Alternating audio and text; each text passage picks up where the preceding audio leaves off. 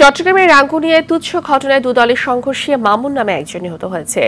সে সফরভাটা এলাকার রফিকুল ইসলামের ছেলে। এই ঘটনায় আহত হয়েছে আরো 5 জন। তাদেরকে চট্টগ্রাম মেডিকেল কলেজ হাসপাতালে চিকিৎসাধীন রাখা হয়েছে। রাঙ্গুনিয়া থানা ভারপ্রাপ্ত কর্মকর্তা মোহাম্মদ জাহিদুল ইসলাম জানান, ব্যাটারি চালিত 2 অটোরিকশার সংঘাতের জেরে রাতে দুপক্ষ বৈঠকে বসে। এক পর্যায়ে দুপক্ষের বাগবিতণ্ডা নিয়ে সংঘর্ষ রূপ নিলে এ হতাহতের ঘটনা ঘটে।